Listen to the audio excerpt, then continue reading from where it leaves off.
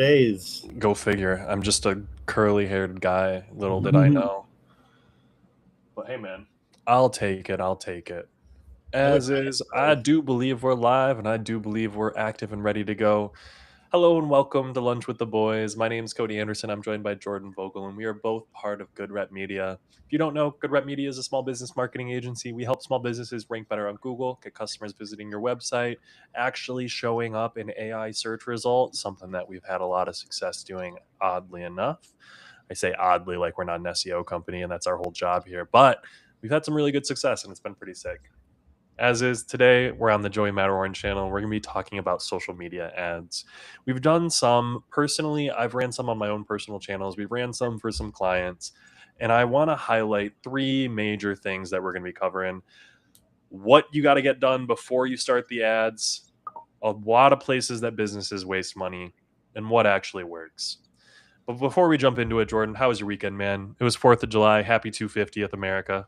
Oh, the weekend was fantastic. I had a really great weekend. Yeah, I was gonna say I heard you going out to watch the World Cup last night. How'd Well, that go? yeah, so we were supposed to, but it got pretty rainy, and so instead of going to Hmm. like that block party, we just went to my partner's. Like she has some friends, and we just went over to their place and watched it. The Mexico team take we out were England? rooting for lost, so they're Oh, wait, England beat Mexico? England. They were favored. They were supposed to. They were Oh, supposed to beat them. But it was a really good game. 2-3 okay. at the end. A lot of good attempts to try and tie it up towards the end there. They played some good ball. I'm not a big like I don't watch a ton of soccer, but my partner's into it, so now I'm getting into it, and it was a lot of fun. It was a lot of fun. Yeah. See, I'm here for those types of things. I've talked about it a couple of times on the pod, but my partner's huge on aquariums and plants. And I've Mhm. recently, well, I say recently, like blue hasn't been growing for the past like year and a half. It's a It's been there like $4. the entire time we've been doing the podcast. Which, happy 1 year, man. I think we Yeah, hit it I think we officially. did. I think if we didn't, we're really close. Yeah, so congratulations on the 1 year for us. As is, Before we move oh on, I want to man, ask: did you do any fireworks or anything for the fourth? Did you go watch any? Did you? we did not. Well, so we actually went out. We're in the Midwest. For those of you who don't know, and the Midwest has been getting a lot of rain and heat waves. So it was really, really hot all week, and then we were supposed to have nothing but thunderstorms. So we canceled our plans. We were originally going to go down to Jackson. Go. Her parents live To on the a lake? small Yeah, lake, you said so that. we were going to go down and check out that. Started raining. It was really bad on Friday, and we were like, "Ah, oh, nah, let's not do it." Woke up Saturday morning to bright sun, beautiful skies. We drove out there and it didn't rain a single drop all day. Like it Nice. was gorgeous Yeah, all day on the lake. yeah. So, man, We so this year was the first year Grand Rapids did their fireworks show on the mhm. bridge. They shut down the Fulton Street The Blue Bridge. Bridge? No, the Fulton. Well, I don't Oh, know. okay. Whatever was the Fulton Street Bridge. They shut it down, and they did an entire show across that. We didn't feel like going downtown to watch it because we knew it would be kind of a madhouse. But we went to Mhm. like the Ann Street Bridge where you could see all the way down the river, and we Yeah. watched them light them up along the skyline. That was pretty cool. See, that's super cool. And I'll be straight. I do enjoy myself some fireworks, but I'm not. I've never once been one of those people who goes hard on fireworks. I was talking to one of my friends a little bit earlier today. He was like, "Yeah, me and like 12 of my buddies all put in a couple $100s to get like 5 grand so that we can all buy a bunch of fireworks and go." I've never done that. Have you ever been to a thing like that? Done something like Yeah. that? Yeah. I mean, I've never myself spent a lot of money on fireworks, but I've been around people who have, and like they let me like light them off and stuff. And things Mhm. got a little reckless. There was like a time where we were like took like the balls that would go like in the mortar to like launch out, and we'd like light them and just throw them as far as we could. I'm Things surprised I to got. not admit live on YouTube. Oh I, my gosh, you yeah. guys blow off your face. Honestly, hey, good time. Me and my friends have had Roman candle fights before. I think Where that's Midwest. That's Michigan. If you've ever lived on a dirt road, you've shot in a friend with a Roman candle. Like, yeah, I'll be straight. It's kind of what we do. did And if you haven't, if you haven't shot a friend with a Roman candle, then you've driven a go kart on public access streets. Like, let's Did be I, straight. did I ever tell you Colton and I's idea for tubing, like our pirate idea? Like, you know how you Mm, sometimes like pass other tubes and stuff like that, and like we mhm. want to bring like a little like pirate hats for everybody on ours, and like a little flag and Roman candles. And whenever we start getting closer, we like raise the flag, put the hats on, and stuff. Not at the people. We're not I launching was them. like, you're gonna start shooting strangers with No, Roman we were candles. just gonna I'm like here for this. we were just gonna like shoot them off in the sky and then board them and be like, "Hey, you guys got any drinks or anything?" And just like take a drink from them and go. Oh my god. Now that sounds like a Halloween to remember, honestly. I would Yeah, be it here sounds like for a good that. time. Halloween would be so cold on the river, but yeah. But let's get into it. Let's get into it. If you are looking at running some social media ads, Oh yeah. the first place that you got to start, and I think we cover this pretty well, dude, you need to figure out your offer. Because if you Yes. don't know what you're offering, if you don't know how your website functions, if you don't have like what do they say? When you build out a house, your foundation is the most important part. Hmm. And when that foundation gets cracked, you're kind of screwed because everything you build on top of it's going to be trash. You need that foundation before you start getting ads. So, the very first thing that you always want to get going, I've always said, is the landing pages and the offers. And I think we can both agree on that. Now, when you're getting those things together, Jordan, do you start by like, how should I build out the landing page? Or are you trying to figure out logistically like what that offer is and what the flow is? Like, where would you start? What the offer is, like knowing the offer is really important. Like you've definitely had me like on a few of our projects before been like, I don't even know where to start on this because I don't know what the site is truly about, you Mhm. know. And so like if you don't know what it's about, you don't know how you want to build it, you Yeah. know. And it just becomes impossible from that point. That being said, you can find like designs and stuff like that, but ultimately that stuff has to complement what your offer is. And so if you don't have that fully cemented, it just doesn't matter. Yeah, I would say there's best practices when building out landing pages. And on my end, I think when I look at landing pages, my idea of what a landing page should be informs what I want to build. So I don't always sit here and come up with the offer first, but you should have your offer. If you're and we keep saying offer. If you're a business and you're a lawn care company, your offer is $150 monthly lawn care subscription. We'll do it 4 times a month for 150 bucks. Your offer is whatever you're doing and the price that's associated with it. And sometimes you have multiple offers. If you're a lawn care company, you also offer trimming. If you're a massage therapist, you have a bunch of different services that you'll offer. If you're an esthetician, same deal. Plumbers, you're going to have different price points depending on what's going on.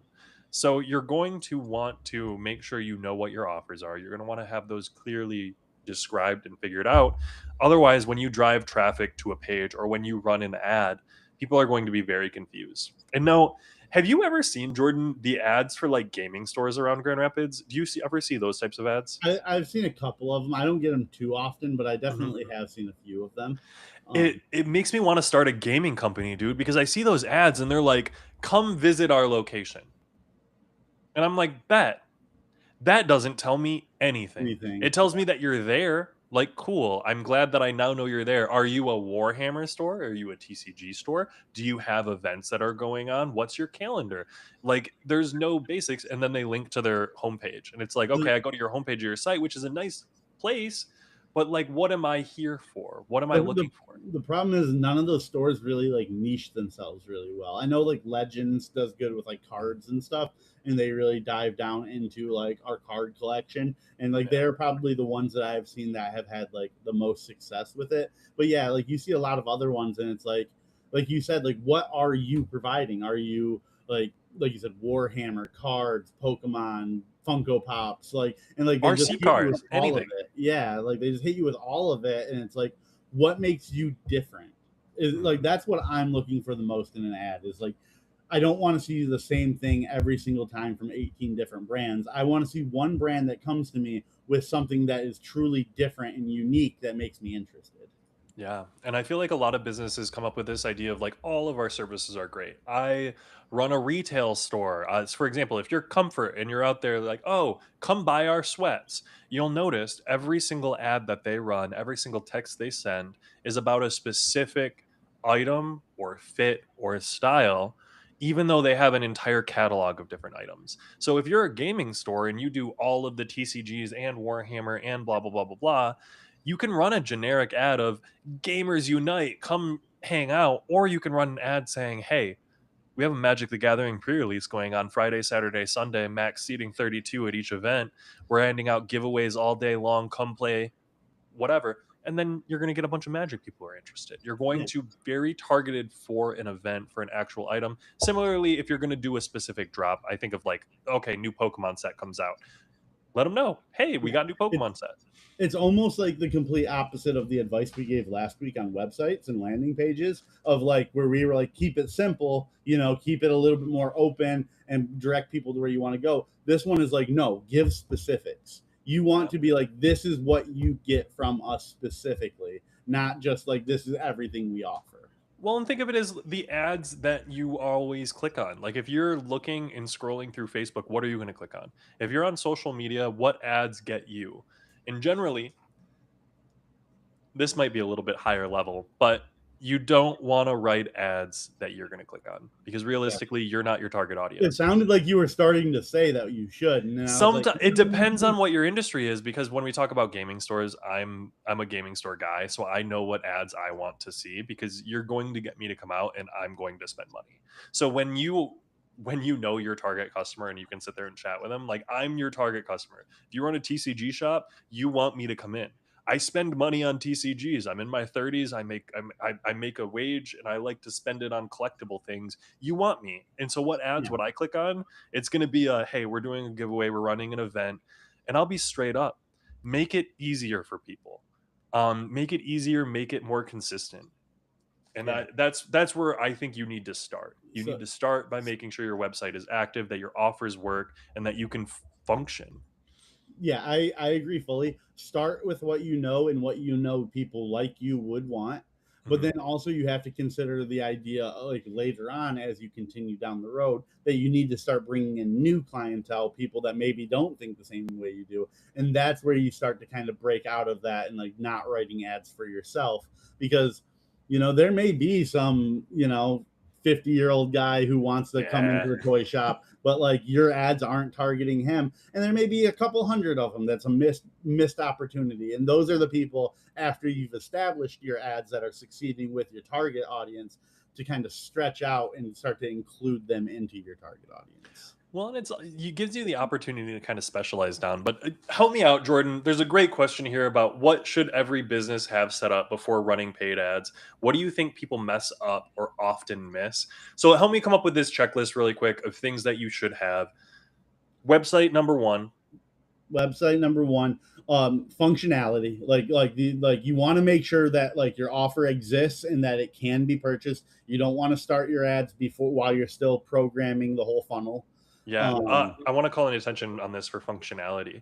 So, for example, I mentioned that Magic pre-release. If I can't purchase online and I need to go into store in order to purchase, you're not set up for ads. yeah, And the amount of stores, even in our area, that you can't purchase pre-release tickets, you can't purchase event tickets to go in because they don't have it set up online, is miserable. And yeah, there are reasons they don't want to pay credit card fees over online. They don't want to have to set up a payment portal, but that functionality is not there. You can't run an ad for an event if I can't purchase the event on your website. or like we look at our lawn care, like you don't want to run an ad and then all it does is push them to a phone number where they have to call and book an appointment. We want to make sure that they can do that right from the ad, get to the point where they can book their appointment or their service. Or whatever your call to action is. Yeah, I'm going to hard say on lawn care, we want them to call us. So if you're running that business, we're not going to have them scheduled because you can't schedule yourself. We need to be able to fit you in. So logistics, sometimes your call to action is give us a call.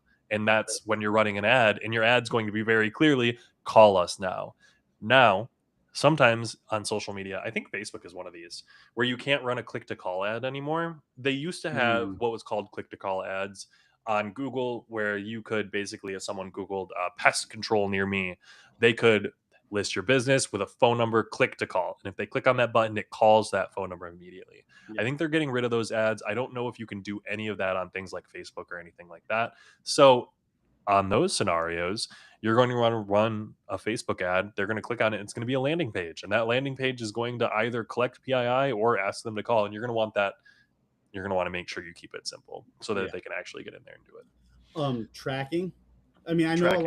lot of ads kind of have inbuilt tracking, but that's only kind of base level. You want to make sure your website is also tracking who's coming in from ads, so you kind of know where they fall off or where you find success. This kind of Um, functions. I want to draw this in. It functions into website setup because if you have a yeah, website, that's step one. But do you have your website set up with search engine? Do you have it set up with our search console? Do you have it set up with analytics? Do you have it set up with a Hotjar or a heat map or a SEMrush or something where you can actually analyze that traffic? yes, Do you have tag manager set up so that you know when someone lands on your home page, how many times they go from that home page to clicking on your start button or your book button or click to call phone number in the top? You want to have those stats and that capability because it's really, really important. If you're running an ad to a landing page and you're watching people land on the landing page, 100 people got there, and then only one of them gets to your thank you page, actually fills out your form, or it only translates into one call, that's 1%. Is that good enough? Is that enough for you? You need to be able to analyze that and actually attribute that traffic. So absolutely. tracking's huge. Nice one. Yes. And then the last one that I would probably say is the one I think people push to the front way too often, because like they view it as the most important when you're running ads, but ultimately those other things we said are more important in my opinion. Creative. I've like a lot of people nowadays. I see a lot of AI ads, and they don't get my attention like a normal one does. And you know me, I've been on record saying I don't hate things just because they are AI. But like that Mhm. being said, like AI kind of runs into a lot of issues. Sometimes they have like misspellings. They're not triple and quadruple checked. You can run into a lot of issues with it. Creatives are very important. They're what catches the eye. They're what conveys your message. But if you don't have that other stuff in place before you start doing that, your creatives are not going to Mhm. uh, communicate the rest of that well enough. Yeah, and it's hard to create a creative or create a creative here. It's hard to No, you're make a right. creative. It's Though. hard to make a creative for an offer that doesn't exist or for something that's really generic. I'm calling them out by name. Disc traders here in Grand Rapids, disc traders in Granville. You run ads, and your creative is just a picture of your building, and your copy on that ad is "We're open." Yeah. Great. Your name is Disc Traders. Am I trading in like old video game stuff? Like I don't know Disc Traders as Well, a you as a actually company. nailed it. You actually just nailed it. Well, So I think they're but doing that's a not great. all they do. They No, This you're is right. where I You're want right. to get You're at. right. Disc You're right. traders, you trade in your games, but they also sell cards. They also sell collectibles. They What? also do refurb. Yeah, hundred I thought it was percent. all like I thought it was all Oh nope, electronics. no, So one hundred percent I've not. been in there before. I just don't remember. Yeah, you've been in there and you don't know. So Yeah. they're running these ads, and I guarantee you they're getting me because I'm not a disc player. I don't do old video games, but they're getting me because of the TCGs. But no part of that ad mentions TCGs. I'm just part of that audience. Yeah. And so what you're doing is you're running weird traffic to nowhere that's accomplishing nothing. And I'm hoping that they're at least tracking that. But sometimes you get businesses and all they want is what's known as a oh crap, what's it called? The ad campaign that just is name recognition. They just want to work on their brand recognition, get their Yeah. names out there so that you know they exist. And realistically, hey, I talked about disc traders here, so maybe it worked. Yeah. Yeah. Does that Hey, count? hey, there's no such thing as bad publicity, they say. Pretty much. But moving on from that, I wanna hit on this really quickly. A couple of low hanging fruit. Where are companies currently wasting money? Are you asking me? Oh, I was about to. I was Okay. asking you. I'll give you an open, but I got one locked and loaded if you're You ready got for it. one locked and loaded. Send it. That way I can think on my answer. There's no game plan. A lot of businesses waste money because they're like, I want ads, run ads to this page, and then it's gonna work. And there's no follow-up game plan. There's no more thought process that goes into it. Um, Similarly, like I want to call out a little bit when companies try to work on growth. When there's no plan to bring someone new on, if you're going from a one-man operation into a five-man operation, you're going to be able to prepare for some growing pains and be ready for that. And so, a lot of businesses will waste money on being unprepared. You're sending Yeah. traffic to a generic page. You're sending traffic that you can't analyze. You don't have analytics or tracking, and you're just seeing, oh, I spent $100 on 100 leads. This is great.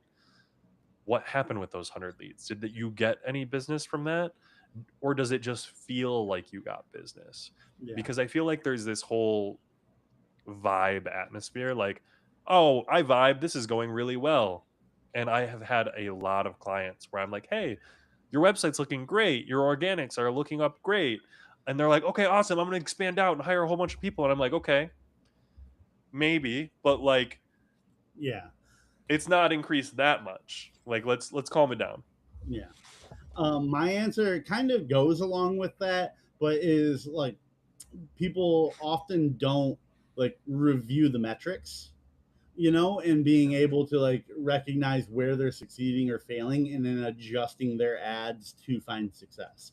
A lot Yeah. of people will just be like, oh, we made a bunch of ads, we put them out there, maybe they'll work, maybe they won't, and then they'll move on to the next one. Whereas it's like, no, you like the great thing about these ads is they come with an entire what's the word I'm looking for here? Analytics, Like yeah, analytics, like stat a spread, desktop, like dashboard, like an dashboard. entire dashboard where you can like look at like how it's doing, how it's performing, how many people have seen it, like how many people click on it, how many likes they get, whatever, like all the different stats.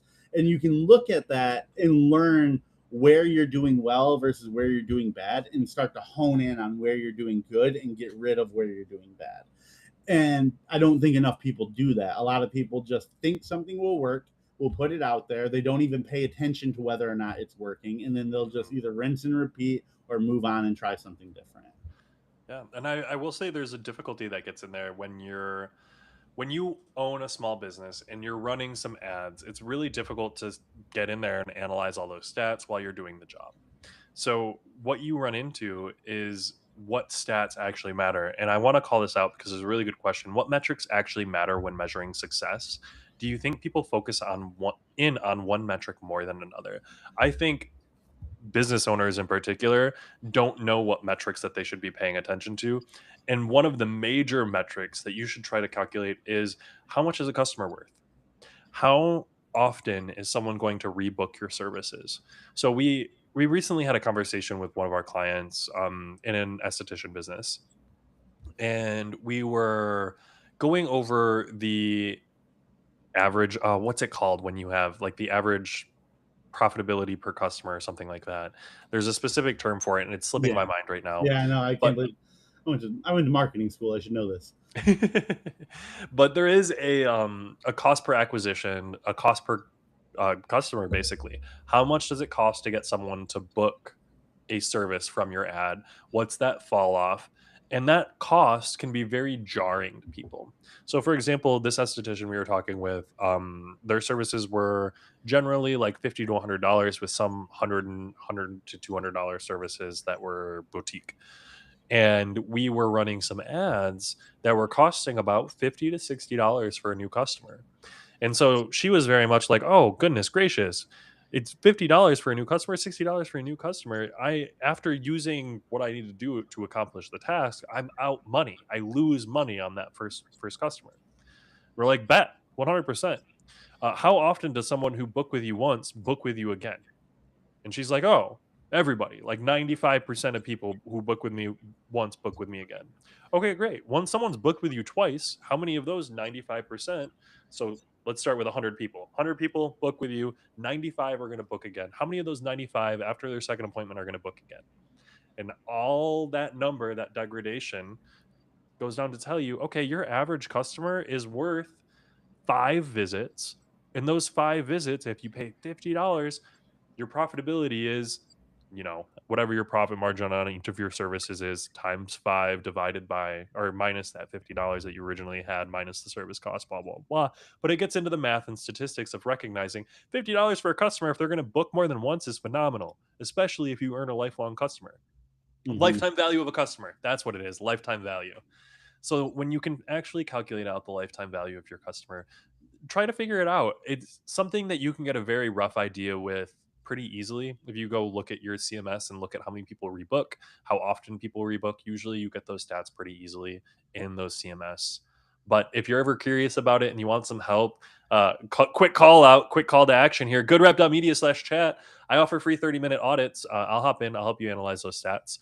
I can't claim to be a master mathematician.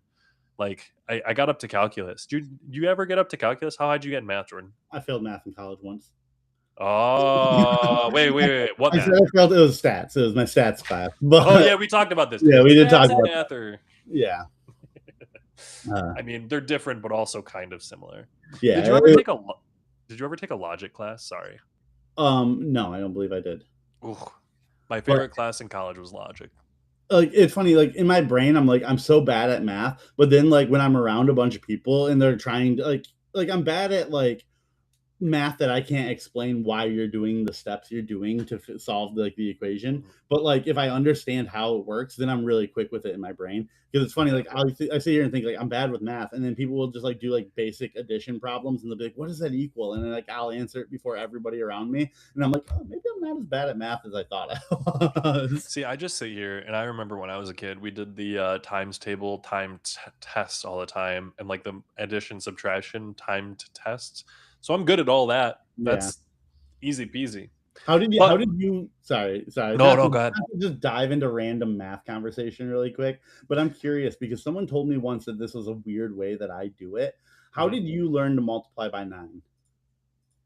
I never did the finger thing. People talk about the finger thing all the time. I don't do that. I usually I multiply by 10 and then subtract 9. Subtract the number. Yeah, like that was Yeah. all I ever did too. And like people are like, that's such a weird way to do it. And I'm like, is it weirder than like using fingers?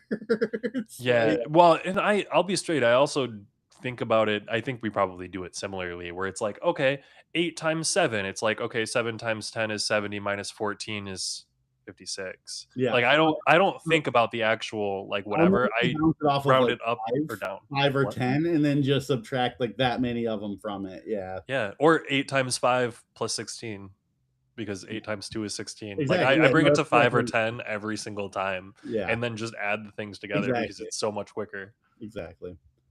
I'm Yeah. glad that we're on the same page there. Yeah. Yeah. Sorry to derail us there into a little No, no, you're good. If you do math a different way, get down there in the comments and let us yeah. know Let us because know. I'm curious. You're doing it wrong. Like Yeah. I Is, want you to is, know. is our way of doing by nines wrong? Are we wrong? Is the I finger method better? Tell me I'm the wrong. Get in there. Get in the I'm gonna comments. go ahead.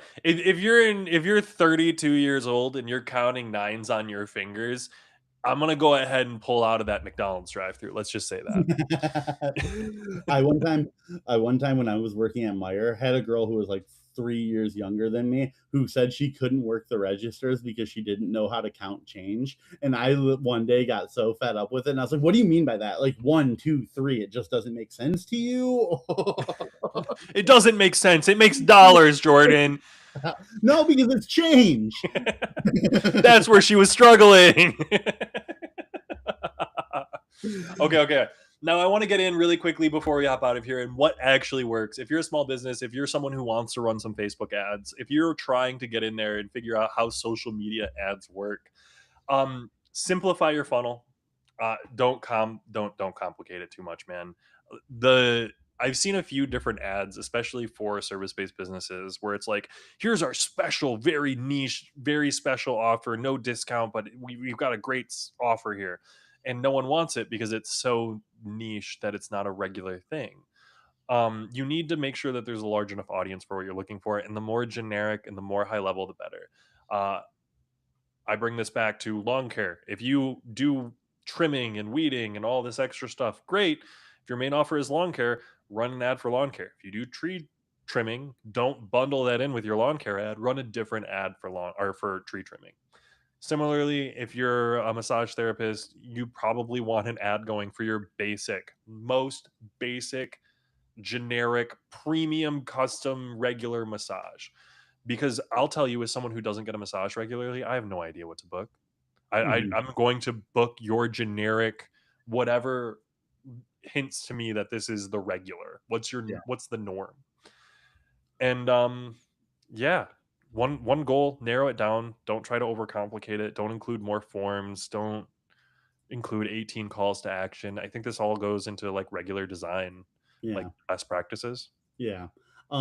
I have two things that I think really helps kind of build towards success. That's clarity, as we've kind of talked on. Like you should be able to look at the ad and know exactly what it's telling you Mhm. you will get, and relatability. If you're Yeah. trying to pitch a lawn care service to a suburbs, don't show a mansion getting cut. You know, like like if you are like offering something to somebody in Ohio, don't show beaches. You know, Yeah. Well, like and Dude, I'll be straight up with you. If you're running local ads, we've run a bunch of different lawn care ads. It's one of the ones that we've had the most success, we've had the most experience with. Um, if you run a lawn care ad, like a video ad for a lawn that's not in that city, they'll know. They'll know. They will 100. I don't care if it's a neighbor city. I don't care if it's like 5 miles outside of this. They know. And they're going to call it out in the comments and they're going to be pissed. It's happened so many times. We're But in like the one crazy, city and like we got a video because our team happens to hit like an outside like suburb or yeah. whatever and they're like this is a really great filming opportunity. So we'll get some video, we'll film out an ad. That's not our city. That's not here. I saw that. That's not here. Not even just talking on ads, like lawn care, people have been so critical of like just random things. Like I remember when we did like a post about our owner who isn't like he doesn't cut the lawns, he funds everything. And Mhm. everybody was like, doesn't look like he's ever cut a lawn a day in his life. He's not. That's not what he's there for. He runs the marketing. Yeah. And I mean, to be fair, he hired a guy to run the lawn care company who does all Yeah, the lawn care stuff exactly. because that's what you do when you're a Hmm. business owner. Realistically, something all of you can take home from this. If you don't know how to do something, hire someone who does. And if you don't know how to do something, research it, figure out who it is. ChatGPT will help you, YouTube will help you. At the end of the day, you're going to want to talk to someone. Someone will be able to chat with you through it. Even when you do those boot.dev things, they offer classes and crap like that for you to Yeah. get in. So check those things out. And realistically, start small. Don't try to shove way too much money into an ad at once. We've also seen people who try to scale too quickly. If you're running $100 a day in ads and then you try to up it to $1,000 a day, you're not going to see the same return. If you're running, $10 a day and then you try to up it to $100 a day, you're not going to see the same return. Keep those increases small, build them up over time, and then watch what the actual numbers do as you increase that budget. Hmm. And then make sure you have a follow up system, email, SMS. Make sure you're reaching back out to these contacts. If they fill out one of your forms, if they click on one of your ads, you want to be able to contact them. So make sure you do that. Yeah. That said, anything else you want to leave off before we hop out of here, Jordan? Ads can get expensive. Make sure you are using any free opportunity you have before you dive into your ads. Yeah, There's a lot of ads will. there's a lot of free space out there for you to promote your business. Make sure you're taking advantage of those first. Yeah. And I will say the benefit of ads is huge. Nothing feels better than looking at a week, seeing it be a little bit slower, saying, hey, pump up those ads a little bit, and then watching it fill out because those ads work. Ads can be Getting magic. into that. What? They can be magic. They can turn your business around in a day. Oh, Like you can 100%. go from having nothing to having like to being full. Yeah. So I mean, it just costs. It just costs money. And yep, also, it's worth noting. I mean, if you start running ads, that traffic's going to help your site too. Like you start running traffic to your website, that traffic gets registered with Google. And they won't say this, but I mean, if you're spending money with Google, Google might give you a little bit of a bonus. So keep that in mind. yeah. But hey, thanks so much for Don't get joining us on this discouraged. episode of the Lunch with the Boys. My name's Cody Anderson. I'm joined by Jordan Vogel, and we are both part of Good Rep Media. If you don't know, Good Rep Media is a small business marketing agency. We help small businesses rank better on Google, get customers on your website, in your doors, filling out your forms, finding your Google business profile, all that good stuff. If you own a website, if you own a small business, if you want some help, if you think you might need a little bit of assistance on that, or even you just want a second pair of eyes, someone who's done this before, we offer free audits. My name's Cody.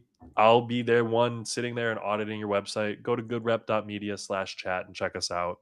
As is, thanks so much for joining us on this episode of Lunch with the Boys. Please join us tomorrow on the Good Rep Media channel where we're going to be talking about some marketing tactics, screenshotting posts, commercials, billboards, man. I've been seeing billboards all over the place, a lot more of them recently, especially legal related.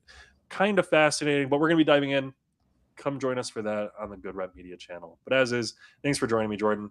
Thanks for watching, everyone. And we'll see you in tomorrow's video.